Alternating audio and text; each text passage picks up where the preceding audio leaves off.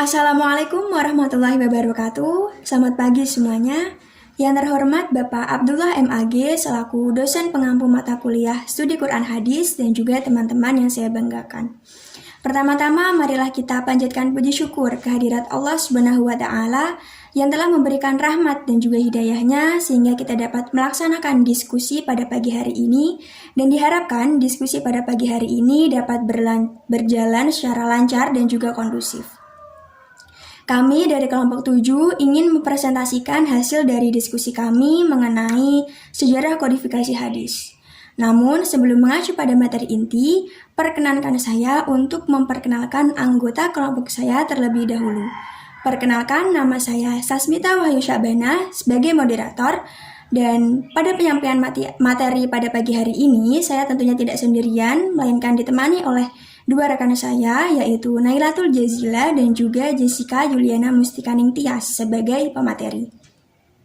Adapun mengenai subbab yang akan kami bahas pada pertemuan kali ini adalah tentang pengertian atau definisi dari kodifikasi hadis, faktor-faktor dari kodifikasi hadis, dan juga tentang sejarah kodifikasi hadis. Untuk materi lebih jelasnya nanti akan disampaikan oleh rekan saya. Apa sih pengertian dari kodifikasi hadis? Kata kodifikasi hadis dikenal dalam bahasa Arab adalah tatwin yang berarti pembukuan. Pembukuan berarti mengumpulkan sesuatu yang tertulis dari lembaran-lembaran dan hafalan yang ada di dalam dada, kemudian menyusunnya hingga menjadi satu kitab. Kodifikasi ini memiliki makna yang berbeda dengan menulis, karena menulis belum tentu menyusun tulisan tersebut menjadi buku. Sedangkan kodifikasi ini adalah tulisan yang telah buku.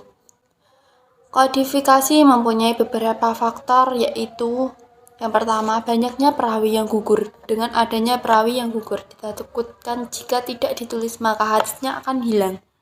Yang kedua yaitu daerah kekuasaan Islam semakin menyebar luas, dan yang terakhir adalah adanya pemalsuan hadis semakin merajalela. Sejarah kodifikasi hadis. Yang pertama yaitu pada zaman Rasulullah SAW. Pada periode ini sering dikenal dengan nama turunnya wahyu dan pembentukan masyarakat Islam. Pada zaman ini Rasulullah melarang untuk menulis hadis dikarenakan khawatir akan bercampur dengan Al-Quran. Namun pada saat itu umat Islam lebih difokuskan untuk memahami Al-Quran. Namun seiring berjalannya waktu, tak jarang sahabat Nabi menulis hadis dan diriwayatkan oleh Rasulullah. Di antara sahabatnya yaitu Abdullah bin Amr bin As, Jabir bin Abdullah Al-Ansari, Abdullah bin Abi Aufa, Samurah bin Jundab, Ali bin Abi Thalib, Abdullah bin Abbas, Abu Bakar As-Siddiq. Yang kedua yaitu pada masa Khulafaur Rasyidin. Pada masa ini dikenal sebagai masa pengurangan dan pembatasan, yaitu para sahabat mengurangi menulis hadis sebagai bentuk kehati-hatian karena khawatir akan rasa keliru. Pada masa ini juga muncul berbagai pertikaian, perpecahan, dan fitnah pada umat muslim. Penyebab terjadinya adalah munculnya orang-orang yang mengaku sebagai nabi.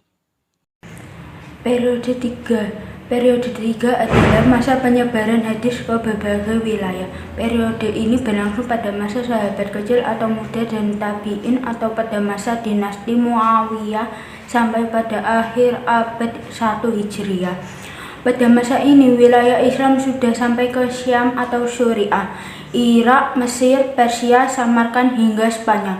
Bertambahnya wilayah Islam berdampak pada tersebarnya hadis di dalamnya. Periode keempat, pada periode ini penulisan dan pembukuan hadis sudah diresmikan. Ini merupakan perintah dari Khalifah Umar bin Abdul Aziz karena dikhawatirkan akan hilangnya hadis sebab banyak perawi yang telah gugur.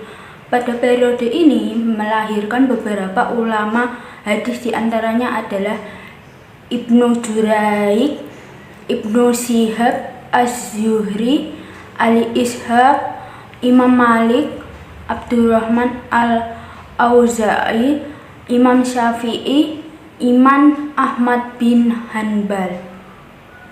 Periode kelima adalah periode pemurnian, penyihatan, dan penyempurnaan. Periode ini berlangsung sekitar pertengah awal abad ke-3 Hijriah atau tepatnya pada masa dinasti Abbasiyah yang dipimpin oleh Khalifah Al-Ma'mun sampai Al-Muqtadir. Periode ini ulama-ulama mengadakan gerakan penyeleksian, penyaringan, dan pengklasifikasian hadis, yakni memisahkan hadis yang marfu dari hadis mauquf dan maqtu. Periode ke-6 adalah masa pemeliharaan, penerbitan, penambahan, dan penghimpunan. Periode ini berlangsung 2,5 abad, mulai dari abad 4 sampai pertengahan abad ke-7 Hijriah. Tepat pada saat dinasti Abbasiyah jatuh ke tangan Hulagu Khan pada tahun 656 Hijriah. Pada masa ini juga melahirkan beberapa ulama, yaitu Sulaiman bin Ahmad At-Tabari, Abdul Hasan Ali bin Umar bin Ahmad Ad-Daruqutni, Ibnu Husaimah Muhammad bin Ishaq, Abu Bakar Ahmad bin Husain Ali Al-Baihaqi, Asy-Syaukani, Muhyiddin Abu Zakaria An-Nawawi. Periode ke-7, periode pensyarahan, penghimpunan, dan pentahrijan. Pada periode ini, ulama mulai mensistemasi hadis-hadis berdasarkan kehendak penyusun, memperbarui kitab-kitab musharrih dengan cara membagi-bagi hadis menurut kualitasnya. Pada periode ini hanya sedikit ulama hadis yang masih mampu menyampaikan periwayatan hadis beserta sanadnya secara hafalan yang sempurna. Dari pemaparan materi yang telah disampaikan oleh rekan saya tadi, dapat ditarik kesimpulan bahwa kita seharusnya patut bersyukur dengan adanya sahabat dan juga para ulama yang telah menaruh perhatian terhadap adanya hadis-hadis Nabi, di mana hadis di sini diposisikan sebagai sumber rujukan kedua setelah Al-Quran, karena masih banyak ayat-ayat dari Al-Quran yang membutuhkan penjelasan lebih lanjut dengan adanya hadis-hadis Nabi.